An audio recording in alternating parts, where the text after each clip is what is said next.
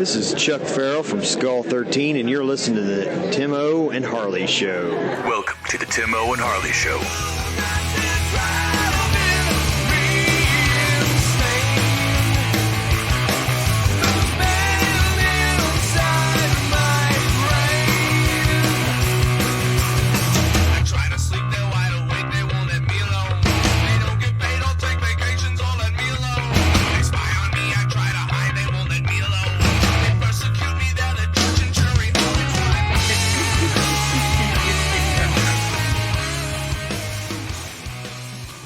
Thank you for listening to the Tim O and Harley Show. I am Tim O. Over there's my partner in mind crime, Mr. Ben Harley. Say hello, Harley. What is happening, people? Ben's second helping Harley. What is happening, Tim? You like that one, do you? I'd love a second helping. What is happening, people? I threw my pen down hard when I wrote that one. I was like, that's a good one. So, I'd like to welcome in all of our deep thinkers. Thinkers, our listeners are. You have to be a deep thinker, right? Yes, you do. You have to be. Yes, 106%, correct, of our audience are deep thinkers. Yes, deep thinkers. Exactly. Let's see. Running through a few things here. Had an interesting week. We had our last Christmas party. Oh, really? Yeah, it's early for us. Yeah, last year that was March when we had our last. Okay, one. I did dish out some last Christmas presents too the other day. Did you? All right. Yeah, I did. Yeah. All right. Had it with my old Sharon and Boyce and Jade and Erica and Josh and Brad. You know Sharon and Boyce, my aunt and uncle. Yeah. Beyond Christmas parties, Mr. Ben Harley, you are talking to a brand new eBay baron. Oh, okay. Selling some of my movies on eBay. Boy. Well, I get tired of dragging them to conventions, and usually I'm helping Bob, out, and he, I hear he sells movies too, so it can get a little confusing, little confusing. Yeah. So started doing that. So maybe I'll shoot a link on our website to my eBay store so people can pilfer through my collection that I'm selling off here. That's And I tell you, man, that's a good thing, buddy. That's a good thing. You're gonna do fine on that. I've already sold a few. I'm pretty happy about it. So boy, good. Let's see here, Miss Ben. Let's go through a few things. I watched here. From 1968. From 1968 on Amazon Prime, watched a movie called The Curse of the Living Corpse. This is your reading of the will / old dark house subgenre. You got people are like, I want the money, I want this, and then someone is getting picked off. People are getting picked off one by one. The movie Clue is almost like this too. Yeah. So all of these, and something, for some reason, I kind of like that subgenre. I kind of like it. So, but this one, the interesting thing about this is that it stars a young, remember 1968, stars a young Roy Scheider. Yeah. It's okay. It wasn't too bad. If you like those kinds of movies, you could do worse. And the stream that's up on Prime looks pretty nice. And I like to see that from a movie from 68. Because a lot of the stuff they put up there, I don't know who's uploading some of this shit off their VHS machines, off their VCRs. But some of this stuff's horrible. And this is a nice print, nice transfer, a nice stream. So not too bad. Creaky old little black and white. Spooky old dark house reading the will movie, so not too bad. And Roy Scheider is kind of a kick. He's a drunk guy through the whole movie. Is he? Yeah. So a young actor playing a drunk. It's not the same. He's not Chief Brody drunk. We'll put it that way. Always just drunk. He's a little different than that. Yeah. So let's see. Moving on here, Mr. Ben Harley, from 1981. What's 1981? Ooh, okay, the best year in cinema history. Yes. So I picked out a movie that didn't prove that. And we sat down and watched Island Claws. Island Claws. Oh, it was starring Robert Lansing. And we did that, didn't we? Yes, and Barry Nelson, who plays the guy that runs the hotel in The Shining. He's the guy that walks Jack Nicholson around the very beginning. Also, he was the first person to play James Bond. There was in the 1950s, there was a television program that did a little adaptation of Casino Royale, and he played Jimmy Bond. Really? Yeah, so not quite the 007 we know today, but neat little tidbit there. Here's another little tidbit for you.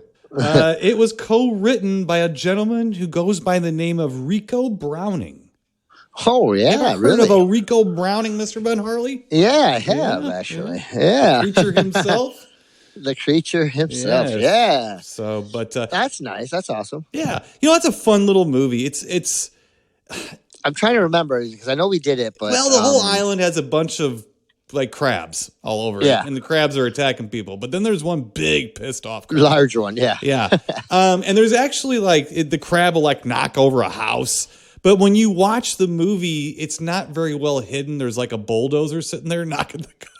There's no crab in sight, but they have a growl. You see like a you can scoop. See the bulldozer. Yeah, it's like a scoop hit it or something. I can see that. But what's cool about it is they actually have a giant crab. They actually built a giant animatronic crab. Is it slow and cumbersome? Yes. Sure. But do you kind of appreciate the fact it's actually in frame and there? Yes. Yes, you kind of do. And look, Robert Lansing, you may know from Empire of the Ants, and he was 4D man. He's one of those guys. He's like a low rung Peter Cushing. You believe it. Right. Yeah, you believe it. When he's getting into a scrape with the giant crab, he makes you believe it. He plays it straight, plays it serious. He's a damn good actor. So had a little fun watching. Yeah. So, Island Claws. Yeah, I'm going to have to go back and revisit that one, buddy. Yeah, I know we did had review done it. But yeah. Mm-hmm. But my brain cells don't retain as well as they used to. So. I understand completely. Next up, let's see here, Mr. Ben Harley. Yes, here we go. There's from 2013. Hold on. I just did it again. 2013? I did it again. Shouldn't I be saying 2013? 2013. I didn't say 1,981, did I? I said 19. I need to get into this 20 thing. Okay, so from 2013 or 16. I think it's actually 2013, but it might have been released in 2016. It's as far as I'm going to go with explaining that to you. I have no idea. Watched a movie called Sheepskin. Huh. Okay. Now I think I texted you about this. It's a real low budget independent film where a punk rock band kidnaps this business guy because they claim he's a werewolf who killed one of their sisters. Oh, that's right. So they tie him up and basically try to get it out of him that he's a werewolf because they're going to kill him. But they don't want to kill him until they really know he's a werewolf. So who's a good guy, who's a bad guy type of thing, kind of thing. It's not a great movie, though. There is a creature in it. I'm not going to give away there's a creature in it. You kind of know this when you start watching. There's got to be a creature in it. So there's a creature in it. I'm not going to say what the creature is. I'm not going to do nothing except to say the creature is not done very well. But for what these people had to work with, basically 6 or 7 actors on one set, I thought they did okay. It kept my interest, and it was not a long movie. Sure. So again, it was called Sheepskin. It's a one-time watch, but it's definitely, if it's on Prime, it's definitely worth giving it a look-see. Good movie to do while you're printing or doing something else. Something in the background. Yes. Background flavor. Yes, because you can listen to the dialogue. There's not a lot going, but it's a lot of dialogue, but it's pretty in your face, and stuff. So not too bad. It's okay for what it is. And I get accused, I should say, of not discussing independent films. Well, go sit on that one. There's one right there. Yeah. Here's another one. Okay. Man, since you all think I don't do this, these independent films. So I almost did it again. From 2019, not 2019. Oh man. Yes. From 2019 on Amazon again. Watched Fury of the Demon. Okay. This is I don't think I can't see that. Saw that one on there. Well, it's a documentary. But it's a documentary in the way Savage Land was a documentary. Oh, so okay. A sort of faux documentary. So they intersplice real with fake stuff, and it's a story about George Méliès, who is kind of like the first filmmaker. He did From the Earth to the Moon or whatever it's called, where the rocket goes in the moon's eye. Yeah. Like the old silence. So he was an old magician. Yeah, that's a good one. Yeah, well, he was an old magician who really started special effects. He's not, he didn't invent the movie, but I don't even credit him. On this show, let's credit him for kind of advancing special effects in film. Because he was a magician. So he knew sleight of hand. So he basically invented a lot of the camera tricks we still use today. The good stuff. Yes. So this is a documentary about a movie that he may or may not have done that, when screened, drove the audience mad. Really? Like a zombie outbreak type of thing. Oh, hypnotize you, huh? Sort of, yeah. Like there was something wrong. So the whole movie goes through. I think the movie was only shown a few times in history. And and the last time I think was back in like the 90s or something, they said, or like the early 2000s, early 20s. Sorry. Okay. Gotta get the get used to it. Yeah, we're in the roaring 20s now. So they can actually, but now that little plot point was so that they could interview witnesses. So they could interview modern witnesses. Now the movie's French. So you're reading subtitles through it. It's a documentary. So it's at first I'm like, if I wasn't such a movie amateur historian, I'd be buying this. Sure. Part of it. I'd be buying it up until a point. But since I am a bit of a movie historian, I was like, I don't think there's any movie called Fury of the Demon. And the movie, like the film experts were saying, yes, this is a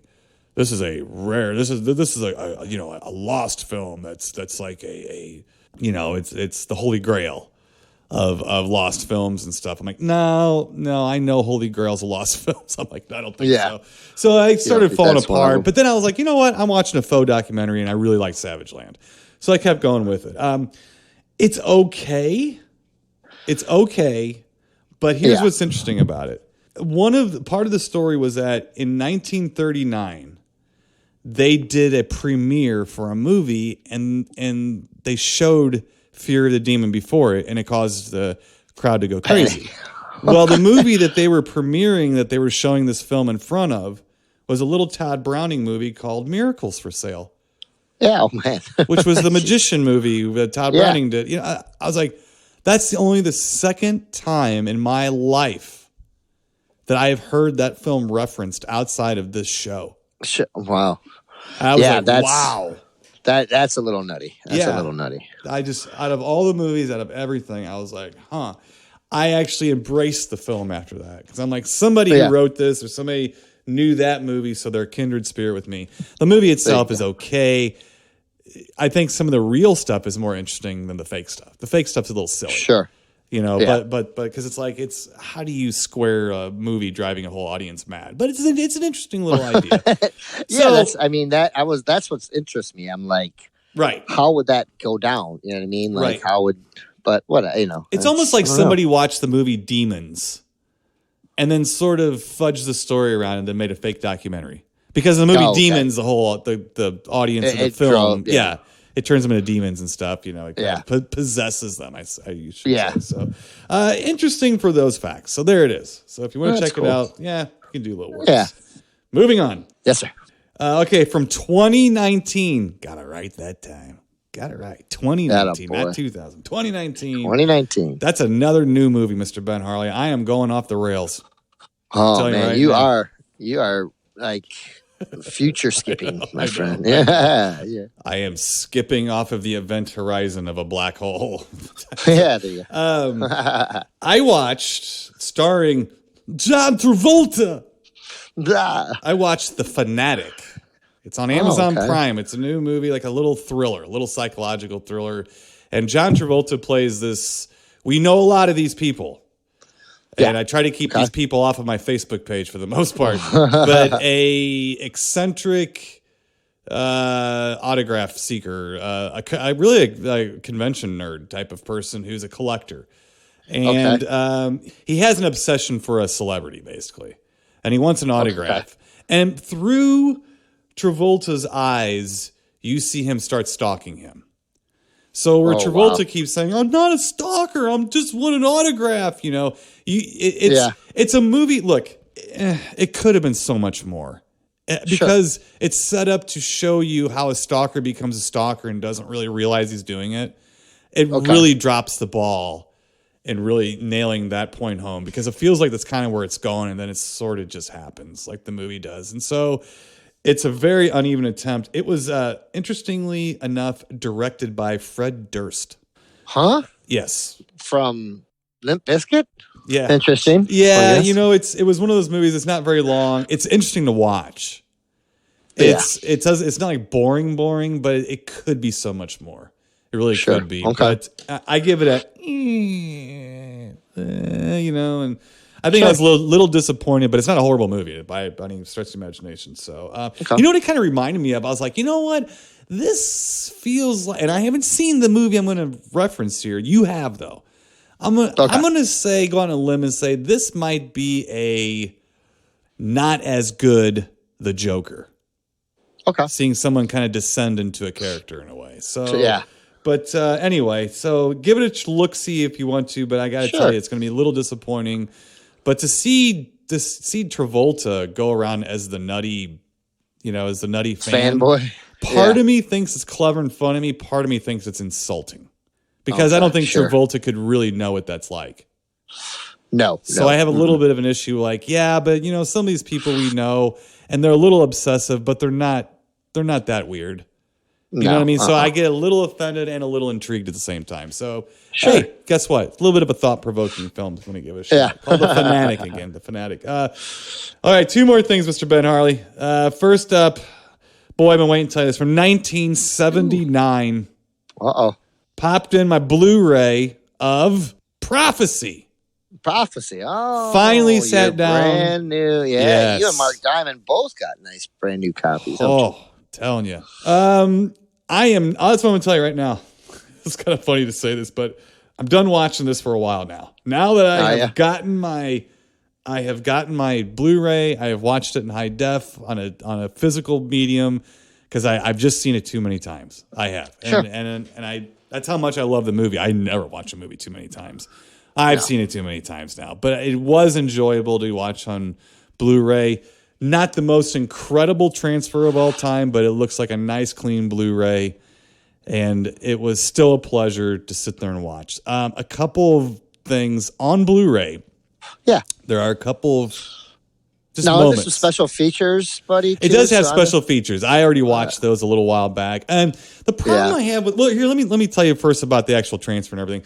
The movie itself, there's a little bit of the Funhouse effect. Remember I told you the Funhouse is harder to watch on Blu-ray because you see too much, and the widescreen shows you the sides.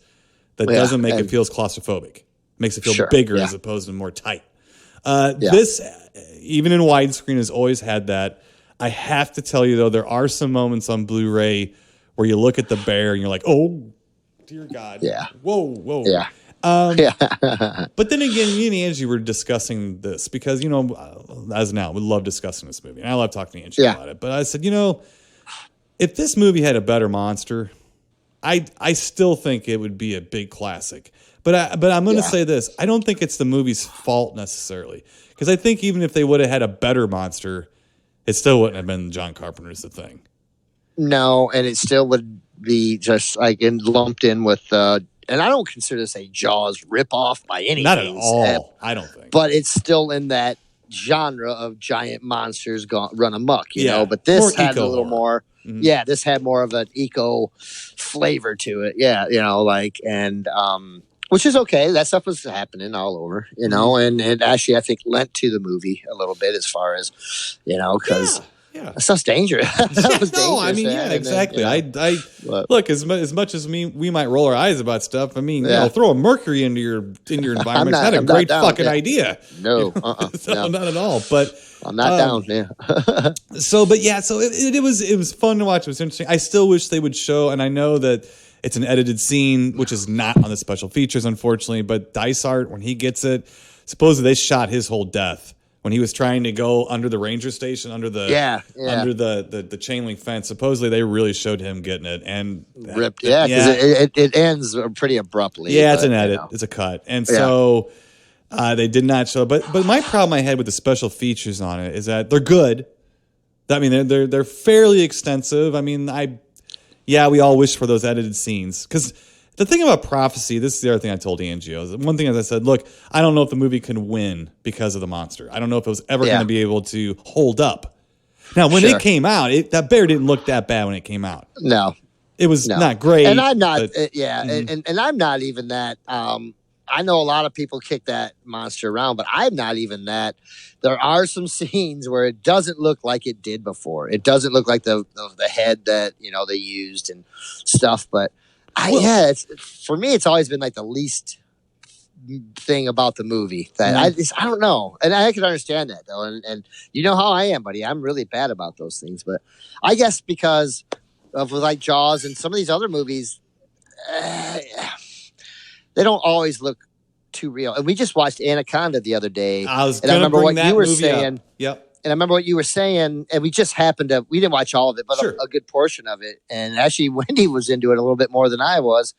And what we were watching, though, is when they had the snake that was the real or the prosthetic one or whatever, looked so much more real than snake. Yeah. Looks so much more real than the computer generated one. And it makes me believe it so much more. It really did, because I mean there was parts where they brought in the digital one or whatever, and I'm like, man, and I understand why they did, but I was like, I just really enjoyed the animatronic one or whatever. Well, if you remember last time I watched that, I think I reported back at this point in the show, and I said that I was surprised how much animatronic snake there was. Because I thought almost the whole thing was CG. And then I was like, you know what? Yeah. That is a lot of the animatronic snake. And it was so much more effective and stood out so much more when that Roger Rabbit looking cartoon snake came out of nowhere. And, I'm not disagreeing with it. Here's the other thing, too. At the very end of Prophecy when the plane flies over and the bear goes, "Roar!" Oh, that one I hate. Oh, that one I can't take. Okay. That one, I hate that thing. It's like, I don't know why they made that one look so bad. Like, I don't know if that was. It looks like a beaver, like a buck tooth. No, I've always had a problem with that one. Okay, well, my question kind of is: do you feel like there was two bears in that movie? Yeah.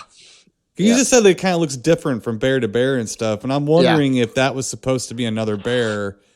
And to be honest with you, in the special features, I never hear that addressed ever. Sure. They always call it the bear. Or whatever, Catardin, the bear, but they never. But if you watch it, you could read into it that there was two bears during the movie, because it is hard to focus in on what the bear looks like, and sometimes it does look a little more, because the one at the end has a skull look to it. Yeah, and it does, and the other one looks a little bit more like oatmeal, looks a little more like a side of beef, like it has exposed muscles and bloody skin and stuff.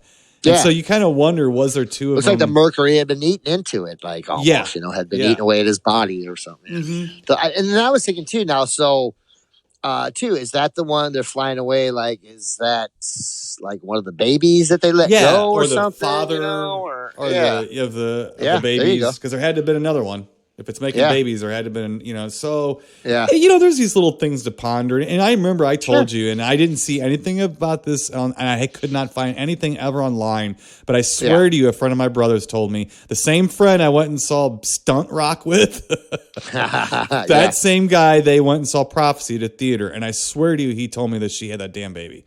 And I've never seen it anywhere ever, like, said it was happening, never saw that was an edited out part or anything. Right. So because this movie has been completely neglected, there's no documentaries, there's nothing on it until this Blu-ray. A lot of this stuff's been out there, and the Blu-ray, the special features, what was frustrating about it was that I got a little bit of information I didn't know. It was much more explained what, quote, happened to the movie. The problem I have is that they spend way too much time apologizing for it. It's like, look, I bought the Blu-ray, so clearly I'm a fan. Yes. Yeah. You don't need. I understand every now and then apologizing for, it could have been better. Yeah, it could have been better. Even if it's one of my favorite movies of all time, you look at Jaws it and go, could have been better. And so they explain that's fine, but they really apologize hard for it. And then Talia Shire, by the end of the I think I turned her interview off. I mean, she really just was, I don't know, wasn't staying in focus. She wasn't focused, and she seemed very new age-y, if that makes any sense. This is a monster movie. I know there's an eco message in there, and a good one, and there should be. Yeah, but it's not that serious. It's thrown in there to give it a little bit of weight, and it works. It's perfect for it, and and it's good to have a little message in there like that. Yeah, exactly. But Talia Shire's was just hard to watch. Kind of a weird ditziness about her. I don't know. Really? It was just really tough. Yeah. The effects guys and the crew guys were a little bit more interesting. Robert Foxworth was like, I think he was sort of playing the fence where he was being a cheerleader for the film and then an apologist at the same time. So sure. Unfortunately, instead of new information, I kind of got a little bit of that out of it instead, although I did get a little new information. So I don't know. Yeah. Well, I tell you, there's a lot of people out there that like that movie. Yeah. I mean, now they might not be big, huge fans like us or Mark Diamond or someone that like really holds this movie quite dear. But these people also really enjoy. I mean, I've talked to many, many people over the years that enjoy this movie that I wouldn't even think would have watched it once, much less, So yeah. Well, it was a pretty big release when it came out. I mean, it was advertised hardcore. I mean, yeah, but you can't remember. It's the only movie that's ever given me a nightmare, Timo. And I've watched a lot of horror films. Yeah, it's the only one as a kid, even as an adult. I mean, I've had nightmares, but not like that movie gave me a nightmare as a kid. It did, And I'm not saying it's by any means it wasn't a terrifying film, but it had its moments and it stuck with me and resonated with me, and I like it. I love that movie. I absolutely adore that movie. Right. I don't know why, but I do. It's a 1979 version of a 50s monster movie. Yeah, there you go. I agree with that. Instead of it being like the atomic bomb or radiation or something, it's pollution. So it's still, pollution, those are all eco horror films too that we like. That was a big deal. One of my other favorite movies, Godzilla vs. what? The Smog Monster, right? Which is basically another eco, movie, terror movie, right. and that was really pushing the envelope. Yeah. But I think it actually added a little bit, and I'm not that big of a eco terror guy. I mean, I love my planet. Don't get me wrong, I love Mother Earth, right? But, I think. You're right, because a lot of the older 50 movies and some of that was some kind of atomic something, and so it was just a continuation of the next problem that would arise that would create monsters. Right. Well, we're talking about the era where the Native American looks at the trash on the ground and starts crying, in the commercial, the famous commercial, tear come down the eye and stuff, where we really started working on individually, not littering and doing things like that too. So, it was the hot button, one of the hot button topics of the day, and it seems to always be on some level, and probably should be, so that we keep our eye on things. I don't think some people get hysterical about everything, about anything. But we should pay attention. So it's got a message. It's okay, and like I said, at the end of the day, for a little kid, you buy into it because of the pollution stuff, and they kind of got you. They got you wrapped up, and then it was very frightening for children. That movie was. Yes. It was very, very scary for children. I think, what did Mark Diamond say? It scared him out of the Boy Scouts. Yes, it did. He was so scared he was done. He quit. He never going to the woods again. Yeah. We're gonna have to we're gonna have Mark Diamond back on pretty soon, actually, because I know I think he was itching to get on. I think he might have heard something we were talking about. He needed to rebut or say something. But, sure. Yeah. But I know we're gonna have him on soon to give his. And I know Mark's even older than I am, but I think a year or two, and so that just shows, that movie did affect a lot of people, know, and so I was 9, I think, when I first saw it on Showtime. I didn't see it in the theater, and I remember my buddy telling me about it, and I remember distinctly him explaining to me what was going on, to the point where I got to see this movie, right? And then I watched it on Showtime that night, right? So, as an adult, it's fun to watch because you can go back and revisit what scared you and kind of giggle a little bit at what doesn't scare you now. And it's like, really? This got me that bad? But you know what? It did. It did. And so it's kind of, now when I go back and watch the 1950s movies, I understand when people say those movies scare the shit out of them. Back then, totally get it. But we did have fun. It was a good time watching that, and it's always good to revisit prophecy. Not like it's the first time I ever talked about it on the show or anything, but always fun to revisit prophecy. And I know it's something that binds us too as movie fans. One of the reasons we're doing this show is because of conversations we had about American Werewolf, The Howling, Jaws, Orca, things like prophecy. that. These are things that not everybody talks about. So, but anyway, no. Again, thank you for putting it out on Blu-ray. Shout. Yeah, I got to order my version. Yes, now. you I do. need to get on there. I would spank you like a bad baby if you don't. And you don't want me spanking you like a bad baby because that gets awkward and weird. We don't want that. So. Let's see. Okay, so up last here, Mr. Ben Harley. I know you got a little bit of this subject to discuss this week too. I again went to the next episode in the space-time continuum. I went to the next space-time continuum again, people. In case you're the first-time listener. We record this a week behind when you hear it. So you're about a week and a half. When you hear this, we recorded this about a week and a half before you get a chance to hear it. So after I edit and make it sound pretty and put it out there. It's your fault, not ours. Yes. Right? So, but I did watch the newest, to me, expedition Bigfoot. And again, we were told by trusted sources that we should watch this show. I've been a little tough on it. I've been a little tough on it. I'm not going to quit being tough on it because that's exactly what we do. That's how you are. That's right. That's so the episode is called It Knows We're Here. All right, that's okay. Couple things happen in this episode. I'm starting to side with, I'm getting back on the Russ Acord bandwagon. Okay. The military guy, the guy that knows what the hell he's doing out there. I'm also actually getting kind of back on the anthropologist, the young woman who's out there, Myra, I think her name is, or Mira or something like that. And here's why. And I'm jumping off of the Ronnie LeBlanc bandwagon. And here's why. And I'm just talking about strictly from a television program. Okay. Sure. They hear a whistle at night. Okay.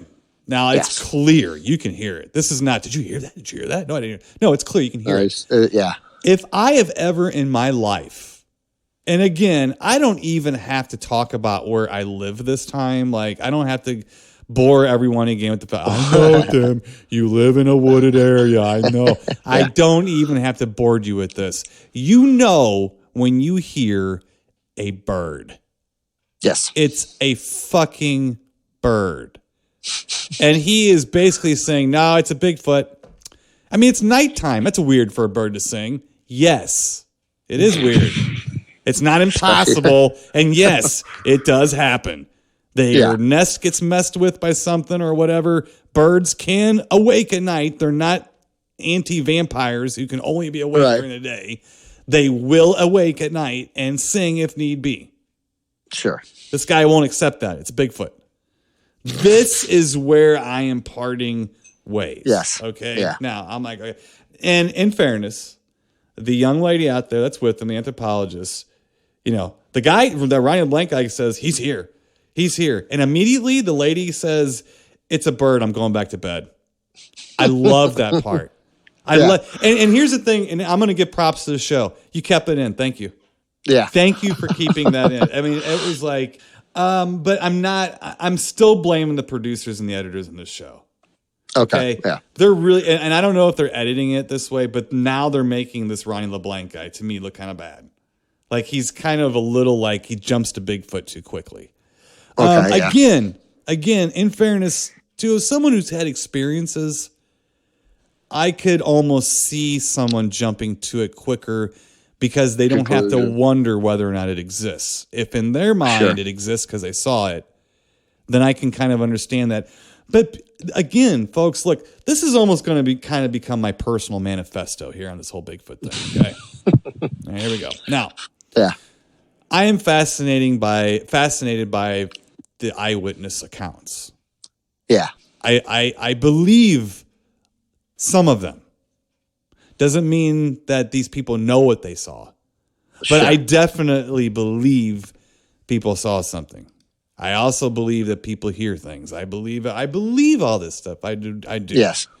The only things I really am taking seriously are the visual contact, the visual stuff.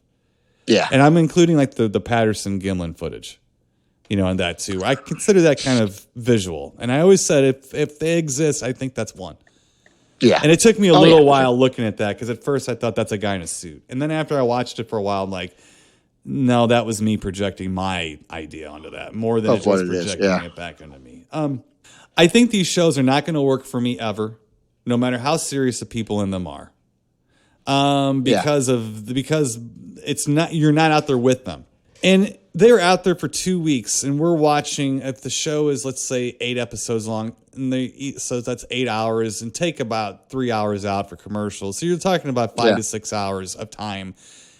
That's all you're seeing of 2 weeks between like 4 or 5 people. So when you start paring down like what they're showing you, they're basically showing you split seconds of time and putting it together the way they want to compose the narrative how they want for you. Yeah. Okay. So my caution to Bigfoot researchers in this, that's what you're going to fucking get. Yeah. My caution to Bigfoot researchers is this. You're going to hear it back from a guy like me. Sure. My olive branch is you're hearing me say this stuff. Yeah. That's my olive branch. Now, I'm not saying that the tree structure porn, I make fun of that and stuff. I'm not saying it isn't Sasquatch related. What I'm saying is it's related to a lot of things besides that. Move on. For a guy like me, move on to something else, okay? Move on. The sounds you're hearing, go toward the sounds. Find out what they are, okay? But I'm not jumping to conclusions with those either, okay? The footprints, please cast them. Please cast them. When you find dermal ridges and you find things that are very clear, wow. Other things, be very skeptical because bears stepping in their own tracks will look a lot like Bigfoot tracks. No, for sure. But basically, it is kind of my manifesto where I am very harsh on these shows. I'm harsh on these people because I care about the truth and I want to be harsh on them myself because I care about them. Sure. And I'm not going to make it personal. I'm just going to be harsh on the Bigfoot evidence and stuff like that. But you have to understand there's not going to be a television program that's not going to be bells and whistles. Right. There's not going to be a television program where it isn't. Did you hear that? Did you hear that? They are making these into almost shows now. There's a line blurred between found footage movies and found footage television shows and fact and fiction. Right. The line has been blurred for years now, and it's all about making money. That's really, really what it's about. I'm interested in the truth about this subject. I do think this show, I can kind of see him trying. Sure.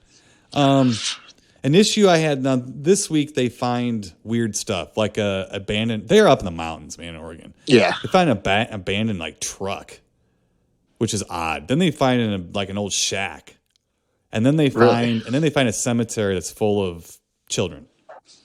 Yeah. And I mean, the tombstones are indicating these are children who died in the 1800s. Oh, really? Okay. And everybody's spooked by that. Ben Harley, what do I have about 60 yards away from where I'm sitting? You have a graveyard from the 1800s, I think. With a lot of kids. It was one was my birth date was on one of them. I think so. It was, but there's a lot of kids. A little nerve-wracking. Yeah, a lot of kids there. A lot of kids died young in those days, especially, given the harsh conditions of living in the mountains and Oregon, especially the mountains. Yes, yeah. Let's talk about the mountains. Yeah. But the lady did have a dream that the kids were laughing. And the Ronnie LeBlanc guy said, it's Bigfoot. He's trying to get into your mind. And she looked at him like, I'm sorry, I don't accept that. I had a dream. Well, then they find the cemetery and they're all kids.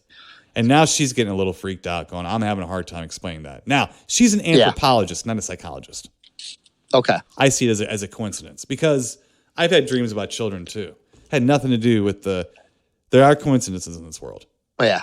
And I know it's a big one out there in the woods, but I don't know. Having a dream where kids are laughing or something, that's not that weird.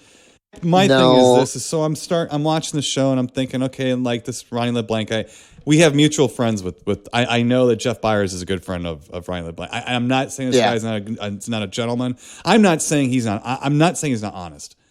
Sure. I'm just saying that I don't want. I get very awkward and uncomfortable when I feel like someone is jumping to that conclusion. It's exactly how I felt. That's my honest opinion. Again, he was edited.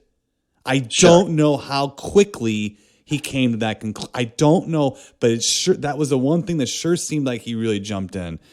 What bothers me is that you're now with the cemetery, the children giggling, they're seeing lights. I believe they're seeing lights.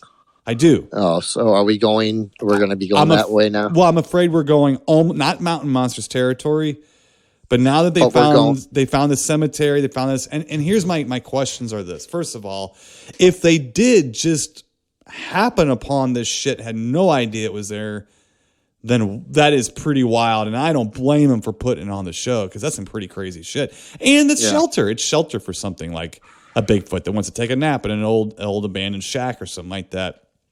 Fine. My question is, did the producers or whoever decided where to go, did they know that stuff was there and either didn't tell the cast or what and allowed them to find it? I'm just saying. Right. We don't know these things. And when you're watching these shows, you have to ask these questions yourself. because they're not going to tell you. No. So every time I start feeling good, something gets thrown in, and I don't know where it's being thrown from. It's like a rock being thrown at me in the woods. I don't know if it's a Bigfoot or if a squirrel dropped a nut out of its mouth. You know, I don't know. It's hard for me to tell. Again, so this is sort of, it is a bit of my manifesto. I'm trying to lay it out there for everybody who's listening, because I think people are listening to this, and some people are big fans. And I don't want to, I'm not trying to offend anyone, but I'm going to be critical and honest. I have to be about this stuff. So if I'm going to be critical of the people in the woods, I need to be critical on the people that are editing this shit together too, because they might not be helping the situation whatsoever.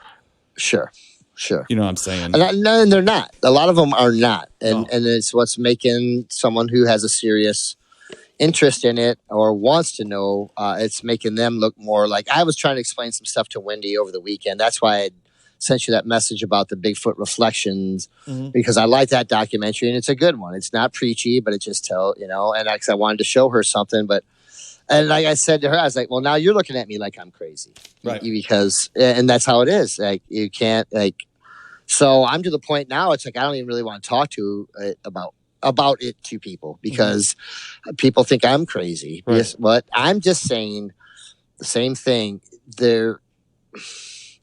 I just want to prove to people that there is a possibility of its existence. Right. What is so hard about that? Whether you believe it, I've never seen one. I've never seen a Bigfoot track. I've never seen Bigfoot, but I've seen some stuff that's pretty compelling. And like the Gimlin Patterson footage, I've seen another version of that the other day. It was really cleaned up. That looks, I don't know how that you could tell me that's a guy in a suit way back then when they can't make suits that good nowadays. You just talk about prophecy, man. I mean, there was a lot of money that went in, and that was 1979. Yeah.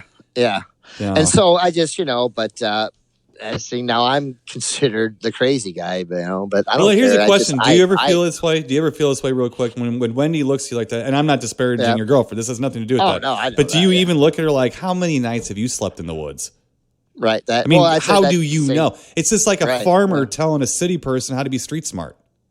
Right. You kidding me? Right. Or it's like street smart person telling a farmer when to harvest. Are you kidding me? Right. We are separated in this society, folks. Yes. And you can't just make fun of something because you don't have it on your streets or you haven't seen it on television. Right. We only know what we're being fed.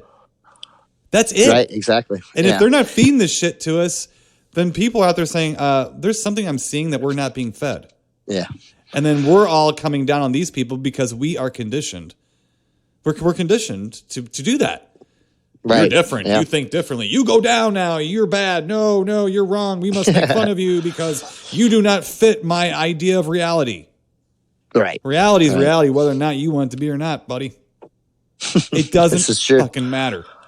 It doesn't matter. The Steeler camp floated up one time and said, yeah, you thought I was gone for millions of years. Well, you're wrong. I'm going to go back swimming now. You ready? All right, cool. Yeah, here I am. Yeah. The 100, or was it the population, was it 300,000 giant chimpanzees they found about a decade ago that didn't exist until a white guy saw them? Yeah, exactly. Those chimps went, sup, paleface? Yeah. Oh, you didn't believe in us? Cool. Well, we're going to get back to throwing shit at each other now. We'll talk to you later. Exactly. I mean, really, that's all it is. Yeah. Well, that's the thing. There's a lot of people. And also, I'll go too far down the path, but there's also a lot to be lost by them also being found. I agree with that too. I'm not sure they're ever going to be found. I think that I think the nature of what we think they are will not allow them to be found for a very long time. Sure. Unless I could be wrong, but I kind of keep. I was like, does this not? No one, and maybe it's fine that no one cares to look. Really, honestly, and I kind of reflect this back onto people that are so skeptical and make fun of guys like me or you. Like, why do you care so much it doesn't exist? Right. Why? What threat is it to you that that you got to tell me on? Because see, I actually look into this and you don't. Sure. So don't tell me what I know and don't know. You could say I don't believe in that. Why do you? And I'll tell you, and you can go, huh. Well, I don't know. I don't really like Danny Hicks always says. He doesn't believe in it, but he doesn't care. But he doesn't care. He just doesn't care. He doesn't believe in it because he doesn't look into it. And when he did look into it a little bit, I heard him do this 100 times. Huh. Yeah. He did. Didn't make him believe in it, but he said, I think those hunts were, that is weird. Maybe. Yeah, that is strange. I could see where someone would take that road. I get it, But like you said, and you were watching Bigfoot's. What were you watching? What was the Bigfoot stuff? There was 2 different documentaries. One was called Bigfoot Girl. I saw that. Yeah, that was one. She was super good looking, but it was a really weird Canadian put together thing. It was kind of odd at first, but then they got to the Native American guy with the cap with the hat on. He's awesome. Yeah. Yes, that was awesome. Yes, we talked about him. Yeah, that was it. And and there for a while was fast forwarding, except for the parts that he was in, because it basically looked like they might have went out in the woods with him. Had this documentary, and they're like, well, we need a little something else. So they found a girl who had a Bigfoot experience, and they found some hipsters, and they threw them in there. And because it was kind of odd the way it was edited, but it's very strange. The gentleman who was the Canadian gentleman, what was he calling himself? He was the chief of his tribe told him, am I in the right documentary? To keep an eye on a village that had been abandoned. Yes. It was sacred land, so they always had one person stay out there in the middle of nowhere and keep an eye on He was the caretaker. Yes, of the sacred ground. And he was having experiences by himself. He lived out there for a while. Yes, for the duration he was out there, he was having experiences. Correct, yes. Yes. And I did like the experience he had that he saw him. Oh, him and his sisters? Basically, his sister, and then some of the people that worked for him. Yeah. He said they were shaking the tree, and when he looked that way, he knew to wait, maybe I should look behind me, and he did, because they were trying to basically, they were using that as a distraction. Yes. Yeah, and then once the distraction, he looked behind him, and that's when he saw the one. Right. And he said it kind of grimaced at him, and he told his sister and them, let's get out of here. And they basically, what he said, they were doing the Jesus Christ across the Jesus water. Around the water. Yeah, he said they were running to get in the boats, and he was yelling at them, slow down, you're going to capsize us. Right, chill out, exactly. Chill out, just relax. So finally he got out of the boat, and he had a shotgun, and he shot up in the air and tried to spook them out of there. Yeah. He said, but then he heard that growl, and he said, then we came back. He said, we lit it up like World War III. He's like, basically just telling them, this is my place, this is mine. And, and they haven't messed with them since, And then they did roll, he said they rolled a rock down on him at that first experience he had. Yeah, they showed the rock. He showed the rock, he showed the area where they were. But I really tended to believe this gentleman. This guy was no nonsense. And it wasn't like he was saying these things are out here and you must believe, but he was telling you what his experiences were, and maybe he will have his Jane Goodall moment where he'll meet them, but he was saying we better be ready for it. We don't want to contaminate them and things. And but the guy it was an interesting, I really, people like that who spend their life or make their living on the land and out like that in the forest, those are the people that I tend to believe. Right. And you're not going to tell me that you're going to try to hoax a guy like that will take his gun out and will shoot you. You're not going to go out there in a monkey suit and try to hoax these people either, man. No. You're taking your own life in your own hands. But these guys are way too smart. They know the land. The stuff he was talking about, people haven't come down this road. I can tell why, because these elks are out there now. They're sitting there bedding down. They're calm. They're not worried about people coming in and out of there. So no one's been on this road today. I mean, he knows these things because he's out there. The trail that they were using and things that he went up and showed. These are the trails that they're using. Nobody goes out there. He's like the only one that goes out there. So why are these trails being used? Right. And now, does that mean it's Bigfoot? No, but he's seen them. I tend to believe a guy that lives out there and has experience with that, who knows. It's what I've been saying about But what I've been saying about staying in one spot. Animals. It's what I've been saying about staying in one spot and living in a house or something that's in the woods, that you start seeing and hearing things in a different way. Yeah. You're not moving through the woods causing a commotion. You're part of the environment. They get used to you. And they don't care anymore because you're not shooting at them all the time. So they come around you. They do. The animals will come around you. Plus, they're interesting. Yes. They're interested in what we're doing. Curious. And the thing is, but the thing is with that guy is here's the thing with that guy. When he's telling these stories, he's got this air about him. Yeah. Almost like an arrogance in a way. And he has this little smirk when he's talking about it. And I recognize that. And you know where I recognize that from? I recognize that from when Danny Hicks is having a cigarette at my balcony and he's running in my house in terror of the monsters out in the woods. And me and my mom smirk and go, yes, Danny, that's a deer. Yeah. Exactly, and that's the smirk he's giving. He's not giving the, you need to believe this, like to your point. He's giving this smirk like, okay, you're asking me about that. Yeah, I know. Yeah. You idiots don't believe in it, so you have to keep asking us. We keep telling you it's there, but you don't listen to us, so I guess you'll keep asking and we'll keep telling you. Well, I don't know if you noticed when he talked about his sister, he said, now my sister is a city dweller. Yes. And he kind of smirked about that too, because, it's a big difference than living out there in the wilderness. Mm-hmm. You lose perspective of those things. And absolutely. I enjoyed that guy. That guy was so refreshing to me. I'm glad watching him. Because I remember talking about that when I saw it, and I told you that guy was great. Yeah, and so I'm glad. Yeah. So that's where we agree. So that was good. Yeah. I don't know, Tim. The shows are starting to really disappoint me, but I will say that watching that one, and I almost didn't watch it because of first it's called Bigfoot Girl, and the cover looked like a girl sunbathing in front of a Bigfoot, and I'm like, I don't know about this. Is this really a movie, or is this what's going on here? Right. And then I read about it, her having experience. I thought, well, this might be interesting, but it just, except for the native guy, the guy from Alaska, it was pretty much the same stuff you're going to get all the time. Yeah. So that's a bit of, I guess, our manifesto on the Bigfoot thing. And I'll keep reporting back about Expedition Bigfoot as we're watching it. Again, I'm trying to be honest and fair about this. And we'll keep reporting back when we see other shows and other things. And if we find anything interesting. And I'm telling you, and it's coming to a head, and we did this before, we're going to have to go out there ourselves. Yeah, it's coming back to a head. We did it once for a different reason, and now I think it's coming to a head for an entirely different reason.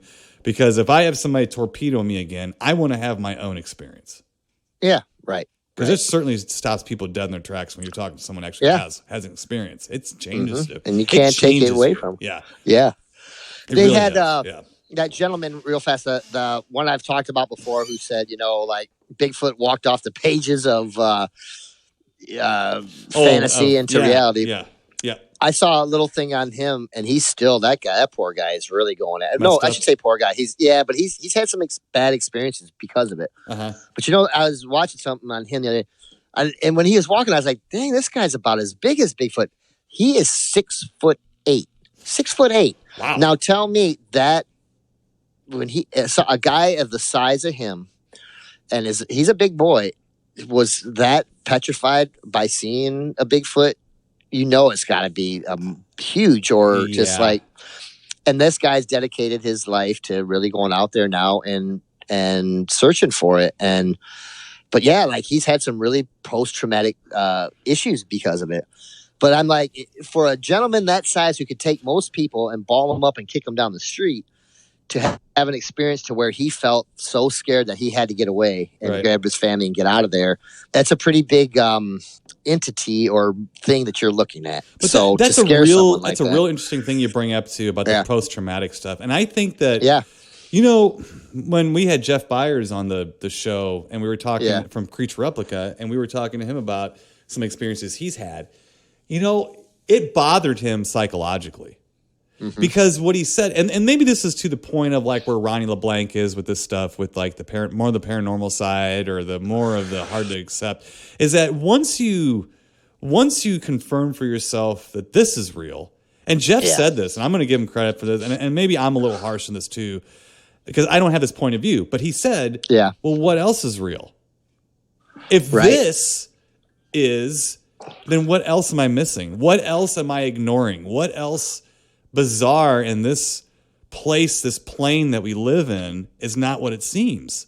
Yeah. And it'll make you really start to question things. And so you get guys who hear a bird at night and go, nope, they're here. He might be right. But it's not. But my point is, yes, but that's not what's going to help your cause if you want people to stop ridiculing you. Right. And this also swerves me back around to where I told you, I think I finally figured out why these people sit on their evidence. because they've been ridiculed enough.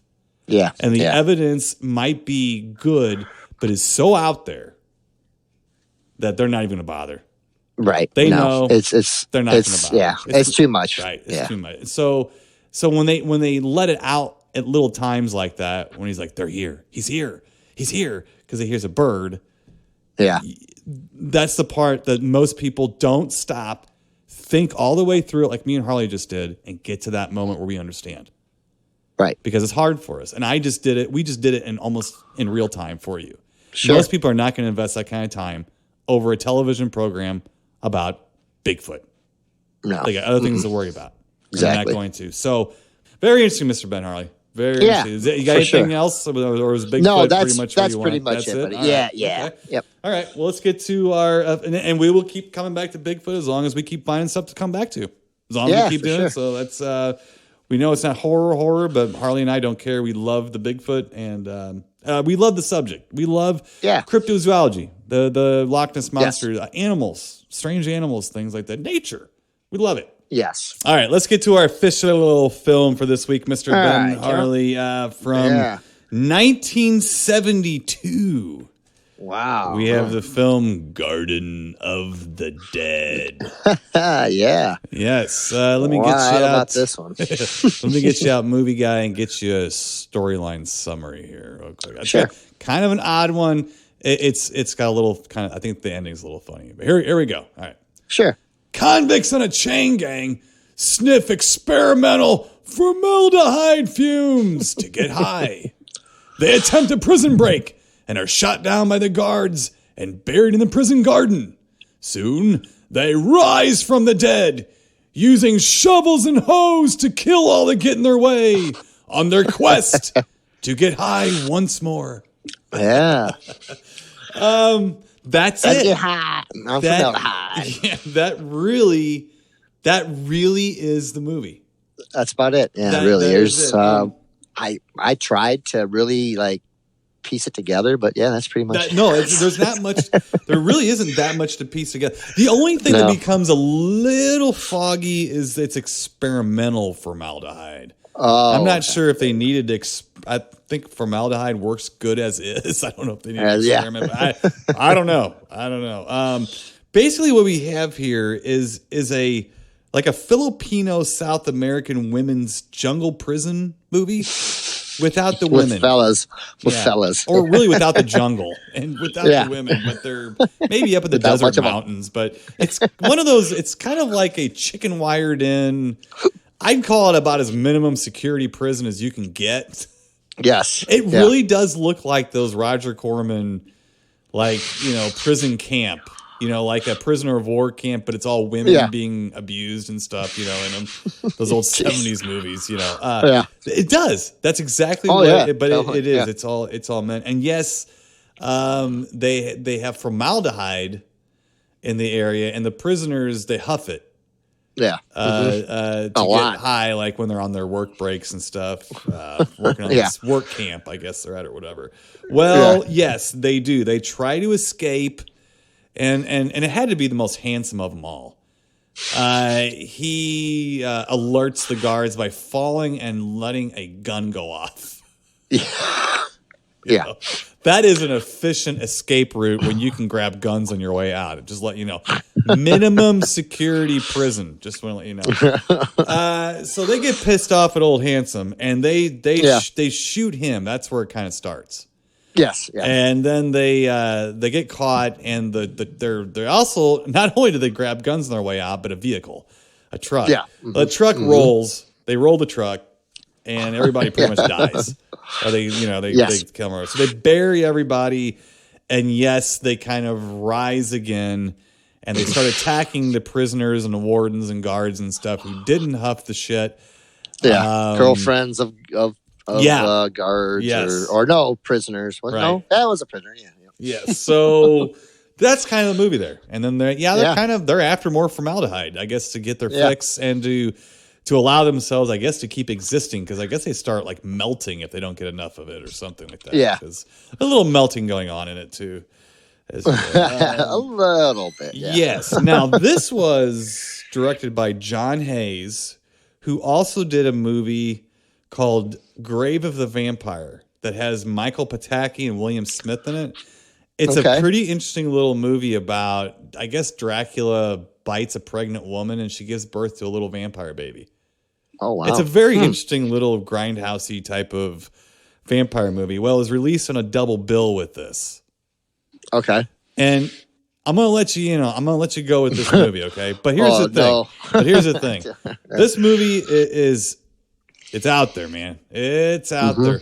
But I always, and same thing with Grave of the Vampire, I always felt that there's something to this. Sure. There's something, it's like, I'm watching this. Does that make any sense? Like, I'm actually watching this. Like, it's almost like when you're at your Aunt Myrtle's house and then you get interested in their videos from vacation back in '87.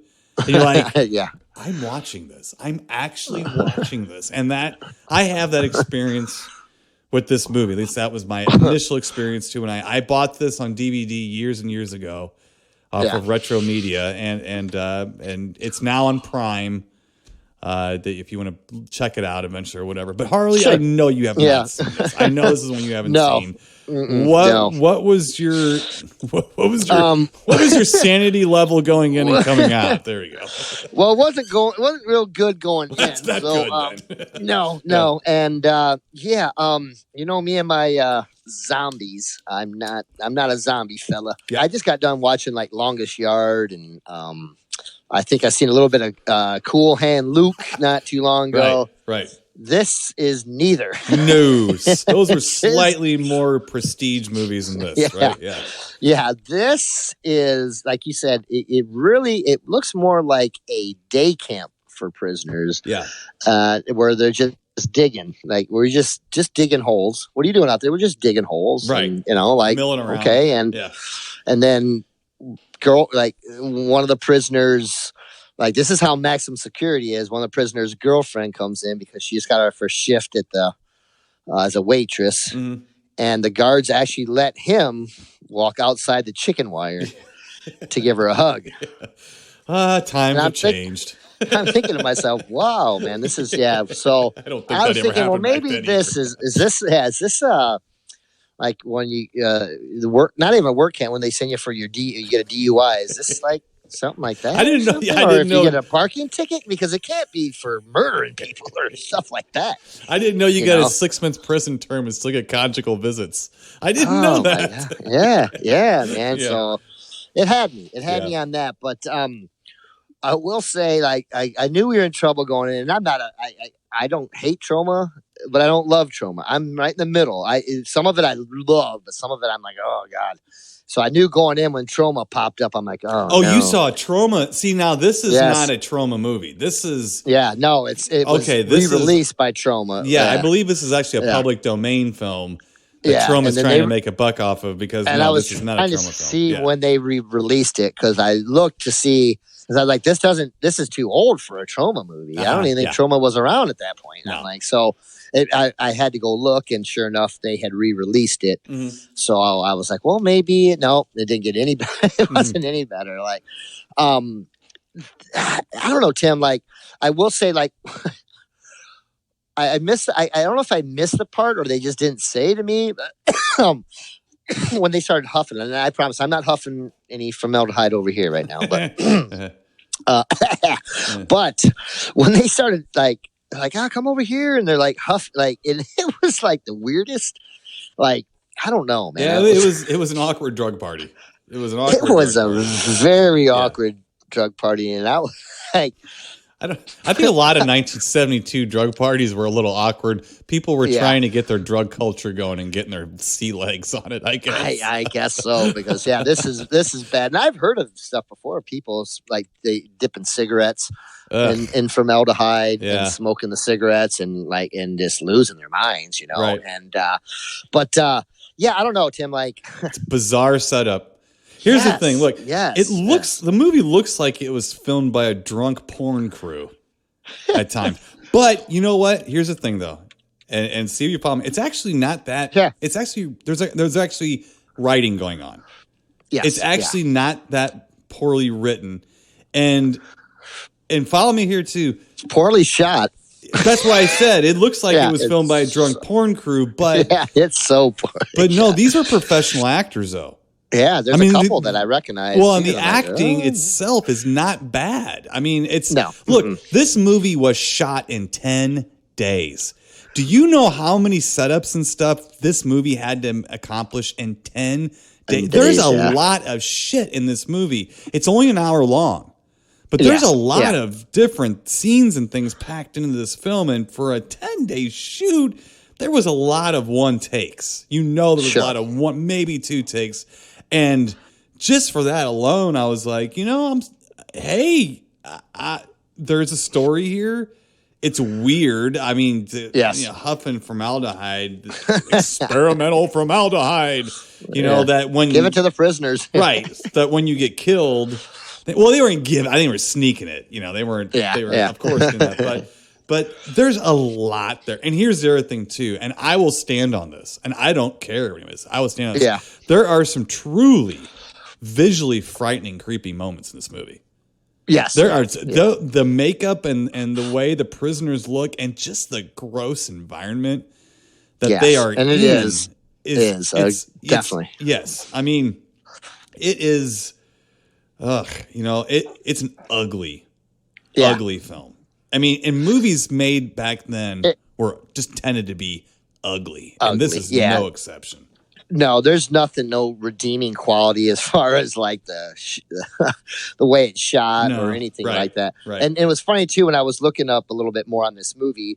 It was like one of those that's happened to me millions of times. It's one of those movies like they consider the poster art more superior than the film. They were saying and it is, the poster art was pretty cool for it. It was actually, it's not the greatest poster art I've ever seen, but it was cool and kind of gritty and stuff like that, which actually whoever painted the poster must have seen the movie because it had the same kind of color, flavor. Yeah, it's there. That's the movie. movie. Yeah, it's not lying to you or something. That's that's it, But basically you're getting everything in the poster. You're not really, it's not. Now the warden guy who's played by Philip Keneally, I mean, he looked like he shot the movie while he was on breaks at his job dealing blackjack at the casino. He had a kind of a Robert Goulet like hair helmet kind of look to him, But and I think that he was a little up and down, but man, I was trying to find bad performances and I wasn't really finding any. And with no money, I think they really tried here. And here's the other thing too. I think this might be the first, well, I wouldn't say first case, but the running zombie thing. Okay, first of all, these were not zombies; these were living dead. So this is just as close to a vampire, just like the Last Man on Earth with Vincent Price isn't it is a living dead because it's vampires. Sure. And even Romero, he quit. Romero quit fighting the tide, but he say, I didn't call these zombies. They're living dead. Zombies are voodoo things. Well, they just let that go. It's like calling the monster Frankenstein. People just have to let it go. Except me. I don't have to let it go. But you don't have to. So we have all these things coming in, but this was a very early running Living Dead film. They weren't like shambling along, and they talked. Yes. And they were aware. But they were definitely out of their minds. I mean, they came back insane, like lunatics, basically. And I should not like that. I don't like speaking things, but they didn't overspeak. And there was just some Harley when the woman was in like the RV, the bus, and they're all looking in the windows at her and stuff. I mean, those are some frightening visuals. Yes, and it's enough to put you. I bet this movie scared a shit ton of people when they saw it back in the drive-ins or whatever back in '72. I really do.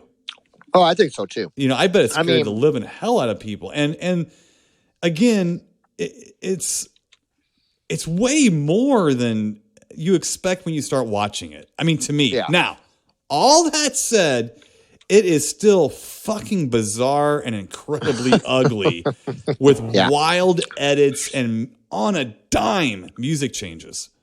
It's just like do do do do do do do do do. It's like whoa, slow down here, Potsy. Hold on a second here. Whoa.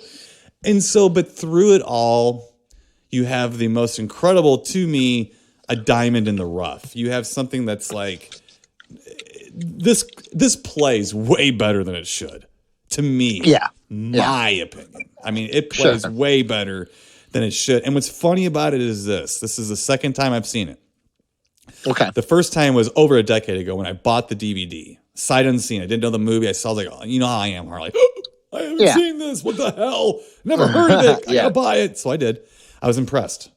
Slightly. I was like, wow. Wow, okay. I'm going to tell you one thing. It impressed me more because I kind of thought I was going to like it a little bit. So my expectations were a little bit higher than they should be going into a movie like this. It's a compelling, shitty movie to me. Okay. Kind of what it was. I don't know. I don't know, Harley. Chime in here because it's... Well, yeah. And that I don't know. You know, it's... You don't have to agree with me, but I'm just saying for some reason... No, I don't. I just feel bad like because... Yeah, well, I think for the time period, it was... Because there wasn't a lot of zombie stuff or Walking Dead, stuff at that time. And it did kind of... It was different than a lot of the other ones that we've reviewed and or watched. Yeah. So I will give it that. But for me, just the way it was shot was a little hard because... But in a way, maybe they were trying that because of the makeup and stuff not being that good and things like that. But well, I mean, I'm just a zombie. I mean, and I feel bad, and I have to get over this. It's just me with the zombie stuff. I don't know. I don't there's necessarily not even zombies. There was no zombie rules. No, in this. There wasn't. This was not you bite someone, then they become a zombie, and then they shamble around, and then. It just wasn't like that. I mean... No, it was completely different. And which is cool. And I did like the fact that the part with them escaping, crashing, and then like I said, they just bury them and then they all come back to life. For me, it was kind of funny. I thought it was somewhat of a revenge thing, you know what I mean? Which is pretty cool. And, I didn't know zombies were into revenge, So, like you learn something new every day, Harley. So there's no rules in this one as far as it. But I don't know... it was kind of hard for me to get into. It was, but I did. There was parts that I thought, I guess they were more humorous to me than horrifying. So, but there was funny. No, I mean, I'm not saying this was some kind of like, this was some sort of breakthrough film. I don't mean that at all. I mean, I'm always shocked by the fact that I feel like that it was written okay. There was actually a script. I feel like. The actors were probably paid. Sure. I mean, I actually feel like I think part of it was the writing and the acting. Because here's the one thing I'll agree with you with. I don't like the way movies looked in 1972. I don't like that look at all. I hate it. I hate that grindhouse look. And I know people love it. I fucking hate it. It's ugly. It's gross. And it really feels amateurish. And I think it pulls you out of the film a little bit. Sure. And this has all of those in it. There's just something about it where I'm like, this is so much better than it needs to be.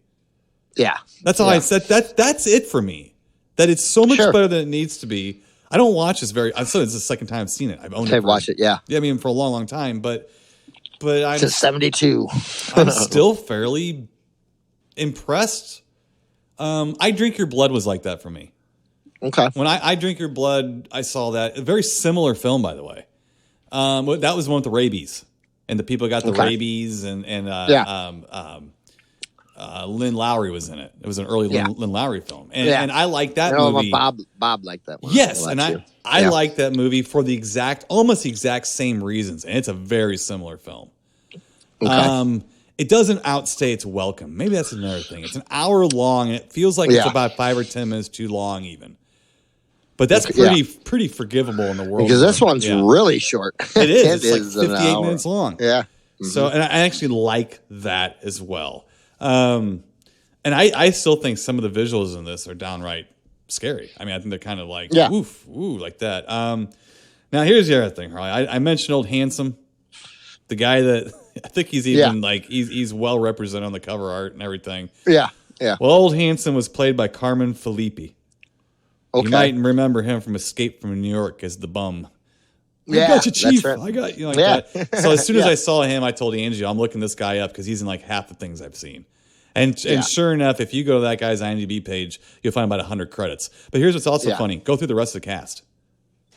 These are all people who know what they're doing. I mean, that's the thing. Sure. Yeah. So I give this movie a lot of credit for, to me, being way better than it needs to be as it is as a final product.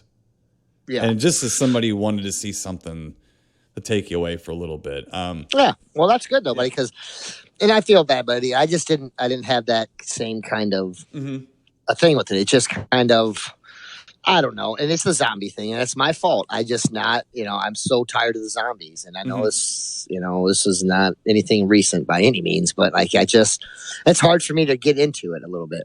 But this one was definitely a different take on it, and I did enjoy some of it.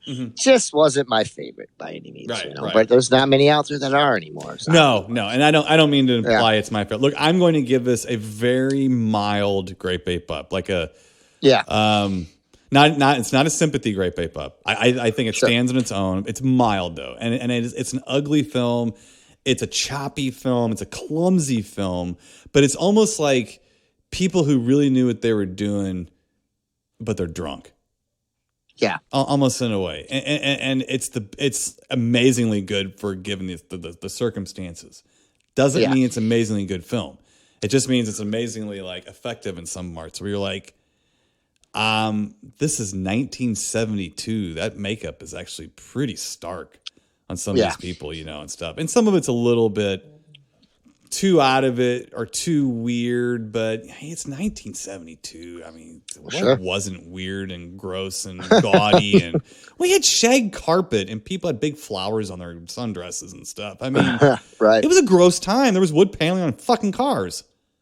I mean, it was a really like gaudy, awful wall-to-wall carpet. I have never in my life seen, to me, more horrible styles than the 70s. Really, especially early to mid to late 70s. I think it's awful, just terrible looking shit.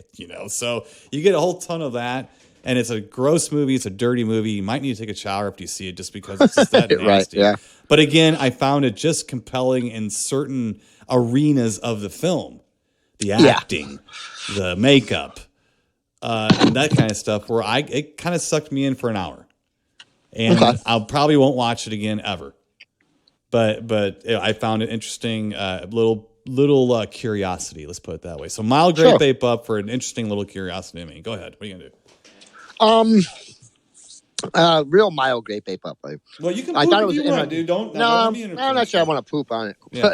But it just was okay. Do you think it was a decent movie? You just are so against the zombie thing at this point. It was just that was part of it. Yeah, definitely. And I just if these were mole people, you'd be better with it.